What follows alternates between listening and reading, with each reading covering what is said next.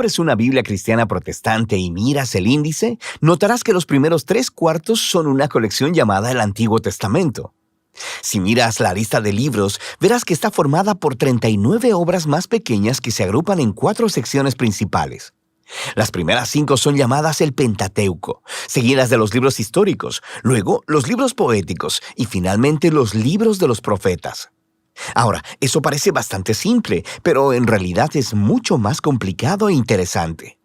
Este orden de libros en un solo volumen llamado Antiguo Testamento es una tradición cristiana tardía que se desarrolló después de Jesús y los apóstoles. En la antigua tradición judía, estas obras estaban todas en rollos separados y se concebían como parte de una colección unificada en 3 partes llamada Tanakh.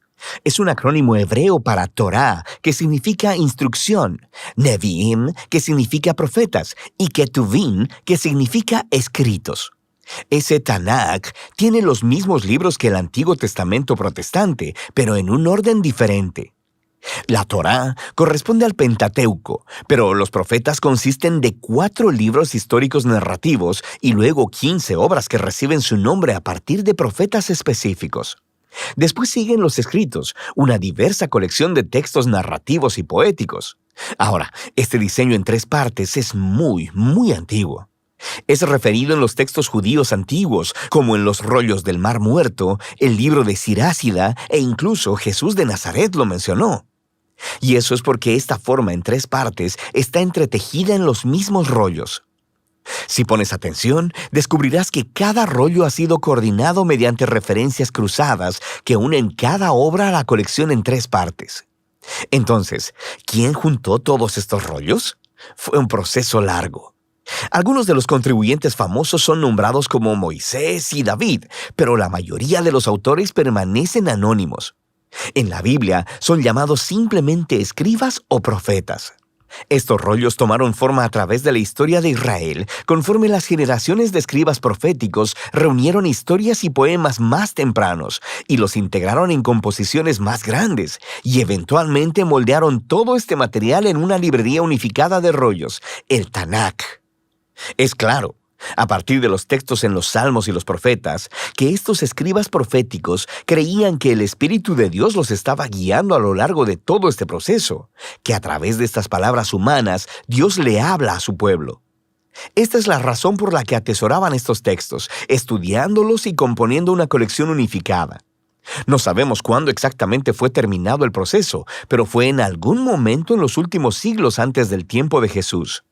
Es su forma final. El Tanakh ofrece una interpretación profética de la historia de Israel que dice revelar los propósitos de Dios para rescatar a todo el mundo. Y aunque no podemos hacer justicia a la colección entera en solo un video, es útil que hagamos un repaso general de lo que tratan estos rollos. La Torá comienza con Dios creando y bendiciendo un gran terreno, nuestro muy buen mundo. Dios se lo confía a una criatura que refleja la imagen divina, un humano, o en hebreo, Adán. Dios comisiona a la humanidad para gobernar el mundo como reyes y reinas de la creación. Y la pregunta es si ellos confiarán en la sabiduría de Dios para discernir el bien y el mal, o tomarán autonomía y definirán el bien y el mal por ellos mismos. Pero hay otra criatura con los humanos, la misteriosa serpiente. En su rebelión contra su creador, engaña a los humanos para que se rebelen neciamente contra la generosidad de Dios. Como resultado, la humanidad es separada de su fuente divina de vida y exiliados del jardín de la bendición para morir en un peligroso desierto. A partir de ahí, la humanidad continúa esparciendo y redefiniendo el bien y el mal, y las cosas rápidamente se ponen mucho peor. Ellos construyen ciudades plagadas de violencia y opresión, lo que conduce a la fundación de una ciudad llamada Babilonia, donde las personas se exaltan a sí mismas como si fueran Dios. Y así se establece el conflicto básico de la trama de la Biblia entera. Dios quiere bendecir a su mundo y gobernarlo a través de los humanos, pero ahora los seres humanos son el problema. Están bajo la influencia de la maldad, son estúpidos y miopes y se dirigen a la autodestrucción. Y todo esto nos prepara para la solución de Dios. Necesitamos una nueva clase de humano. Así que Dios promete que vendrá un nuevo humano que no se rendirá delante de la serpiente. De hecho, la quebrantará y será quebrantado por ella. A partir de ahí, la historia sigue el linaje de la promesa hasta un hombre y una mujer, Abraham y Sara. Dios les confió la misma bendición divina dada a la humanidad en la primera página. Así que ellos dejan Babilonia para ir a una nueva tierra, similar al jardín que Dios le promete que le dará a su familia. Lo que sigue es la historia de la familia de Abraham. 3 generaciones, Abraham, Isaac y Jacob, seguidos de 12 hijos. Y nuestra esperanza es muy alta hasta que leemos su historia familiar muy disfuncional y destructiva. Ellos mienten, hacen trampa y casi se matan entre ellos, sin mencionar los escándalos sexuales. Pero, ¿qué esperabas después de la historia del jardín? Ellos son seres humanos. Eventualmente, la familia de Abraham termina exiliada en Egipto. Todos estos fracasos por parte de la familia de Abraham pintan un fondo oscuro para los pocos momentos resplandecientes de la historia. Dios permanece comprometido con ese pueblo. Incluso hace con ellos una promesa eterna llamada pacto de que los rescatará y que bendecirá a toda la humanidad a través de ellos. El cómo no está muy claro, pero la familia de Abraham está en su mejor punto cuando dejan sus planes egoístas y confían en la promesa de Dios con una fe radical. A partir de aquí, la familia crece. Terminan esclavizados en Egipto y se nos presenta al otro personaje principal de la Torá, Moisés. Dios lo levanta para rescatar a los israelitas y llevarlos a una montaña en donde todos son invitados a entrar en una relación de pacto con Dios. Se les dan 613 términos para esta relación, una guía para convertirse en una nueva clase de humanos quienes representarán con fidelidad a Dios delante del mundo. Y Moisés es el mediador de todo este asunto, porque él es genial. Es el profeta definitivo que habla la palabra de Dios a Israel. Es un sacerdote que los representa delante de Dios e incluso es llamado rey, líder de Israel y libertador en tiempo de necesidad. Pero conforme continúa el viaje, los israelitas fallan estrepitosamente. Violan el pacto e incluso Moisés se rebela contra Dios. De hecho, la Torá termina con Moisés prediciendo que el fracaso de Israel continuará conforme regresan a la tierra prometida y que terminarán en el exilio una vez más. Pero él tiene la esperanza de que Dios cumplirá su promesa de rescatar a Israel. Un día, él cubrirá sus fracasos, sanará sus corazones egoístas para que realmente puedan amar a Dios y vivir. Y entonces Moisés muere. Ahora, las últimas oraciones del rollo de la Torá son sorprendentes. Miran adelante en el tiempo y escuchamos de los escribas que dieron forma al Tanaj. Ellos reflexionan en la historia de Moisés desde su perspectiva y nos dicen que nunca en la historia de Israel se levantó un profeta como Moisés. Oye, quisiera que llegara otro profeta, sacerdote, rey como él. Y con eso seguimos al Nevi'im. Este tiene 2 subcolecciones. Primero, los profetas tempranos, 4 obras narrativas sobre la historia de Israel en la tierra prometida, contada desde la perspectiva tardía de los profetas. Las cosas empiezan muy bien con el liderazgo de Josué. Se nos dice que él es exitoso porque es justo como Moisés y medita en la escritura día y noche. Pero eventualmente, incluso Josué fracasa, empezando el largo y violento descenso de Israel a la autodestrucción, como Moisés y la historia del jardín anticiparon.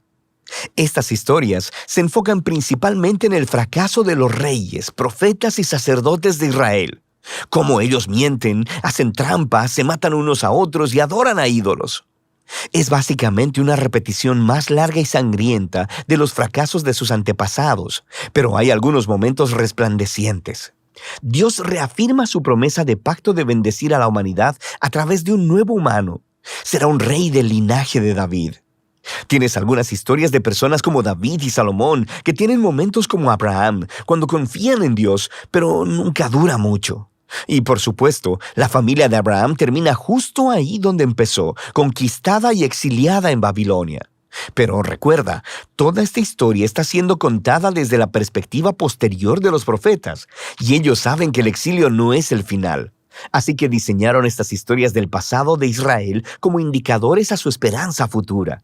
Cuando Dios rescate a su pueblo de Babilonia, enviará un nuevo rey que será como lo fueron Moisés, David y Salomón en su buena época. De hecho, de eso trata la segunda parte del Nevi'im, los profetas tardíos.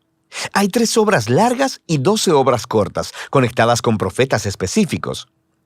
Este diseño intencionalmente recuerda a los 3 más 12 ancestros de Génesis, cuyas historias de fracaso contienen las semillas de esperanza futura. Estos rollos proféticos están llenos de referencias cruzadas que enlazan a la narrativa de la Torá y los profetas y siguen desarrollando la historia. El trabajo de los profetas de Israel era ser como Moisés al acusar al antiguo Israel por su fracaso y corrupción y advertirles acerca del resultado inminente, el gran día del Señor que terminó con la derrota y el exilio en Babilonia. Pero los profetas también prometieron que Dios tenía el propósito de purificar a su pueblo y recrear un nuevo Israel, quien sería fiel como lo fue Abraham. Ellos vivirían en una nueva relación de pacto con Dios bajo la autoridad de un gobernante prometido que es descrito como un nuevo Moisés, pero llamado como David. Él será quien restaurará la bendición de Dios a todo el mundo. La conclusión del Nevi'im es justo como la Torá. Hay una nota de los escribas proféticos del Tanakh. Ellos reflexionan en la historia hasta ese punto y exhortan a los lectores a anticipar la llegada de un profeta como Moisés, a quien llaman Elías. Él anunciará la llegada del Dios de Israel para purificar y salvar a su pueblo. A partir de aquí, nos dirigimos a la tercera y última subcolección del Tanakh, una diversa colección de rollos. Cada uno ha sido diseñado para conectar con temas claves de la Torá y los profetas y desarrollarlos todavía más a través de un elaborado tapiz de referencias cruzadas. Por ejemplo, el rollo de los Salmos es presentado por 2 poemas que están coordinados con el principio de la Torá y los profetas. En el primer salmo se nos presenta al justo, quien es descrito como un nuevo Josué, un exitoso líder que medita en las Escrituras.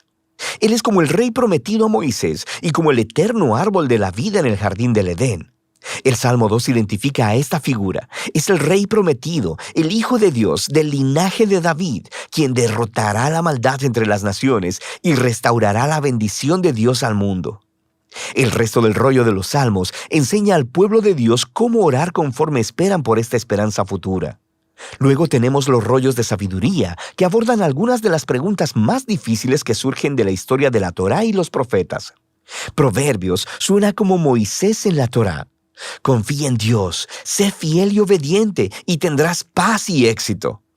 Pero luego, Eclesiastés y Job reflexionan en la complicada historia de Israel y dicen, sí, lo hemos intentado y no es tan simple. Estos 3 libros desarrollan una profunda conversación acerca de lo que significa vivir sabiamente en el buen y frecuentemente confuso mundo de Dios. 2 de los últimos libros del Tanakh en ser escritos hacen una contribución crucial. El rollo de Daniel recuerda la larga historia del fracaso y sufrimiento de Israel como una extraña puerta de esperanza hacia un nuevo futuro para el mundo. Un día llegará el nuevo humano prometido en la Torá y los profetas. Será pisoteado por las salvajes inclinaciones de la humanidad hacia el mal, pero luego Dios lo vindicará y lo levantará para gobernar el mundo en divino poder. Finalmente, el rollo de Crónicas recuenta la historia entera del Tanakh, desde el principio hasta el regreso de Israel del exilio. El autor se enfoca en la promesa de Dios a David de un rey futuro que reunirá al pueblo de Dios en una nueva Jerusalén y traerá bendición divina a las naciones. Las últimas líneas del rollo de Crónicas han sido coordinadas con textos claves por todo el Tanakh. Mantienen viva la esperanza de un regreso definitivo del exilio, apuntando a la llegada de un israelita con quien Dios está, quien pueda ir y restaurar a la nueva Jerusalén. Y así es como termina la historia. El Tanakh es una majestuosa e intencionalmente diseñada colección de antiguos rollos hebreos. Estos diversos textos de todos los periodos de la historia de Israel han sido entretejidos como una historia unificada acerca de la promesa del pacto de Dios para Israel y para toda la humanidad. Fueron hechos para toda una vida de lectura y reflexión, conforme estas asombrosas palabras humanas ofrecen una palabra divina de sabiduría y de esperanza futura que todavía habla hoy.